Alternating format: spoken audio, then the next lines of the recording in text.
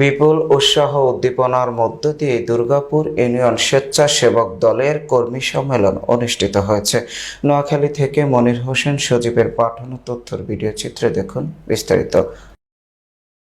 বিপুল উৎসাহ উদ্দীপনার মধ্য দিয়ে শুক্রবার বিকালে দুর্গাপুর উচ্চ বিদ্যালয়ের মাঠে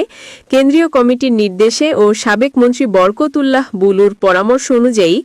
বাংলাদেশ জাতীয়তাবাদী স্বেচ্ছাসেবক দল ১১ নং দুর্গাপুর ইউনিয়নের কর্মী সম্মেলন অনুষ্ঠিত হয়। বেগমগঞ্জ উপজেলা স্বেচ্ছাসেবক দলের আহ্বায়ক নজরুল ইসলামের সভাপতিত্বে ও উপজেলা স্বেচ্ছাসেবক দলের সদস্য সচিব মোহাম্মদ ফারুকের পরিচালনায় বিশেষ অতিথি হিসেবে বক্তব্য রাখেন ১১ নং দুর্গাপুর ইউনিয়ন বিএনপির সাবেক সভাপতি মোখলিসুর রহমান ছুট্টি, সাধারণ সম্পাদক হাফেজ সরকার, বেগমগঞ্জ উপজেলা স্বেচ্ছাসেবক দলের সিনিয়র যুগ্ম আহ্বায়ক আনোয়ার হোসেন সাইফুল, উপজেলা স্বেচ্ছাসেবক দলের যুগ্ম আহ্বায়ক আলাউদ্দিন মানিক, দুর্গাপুর ইউনিয়ন বিএনপির সাবেক সহসভাপতি খালেক,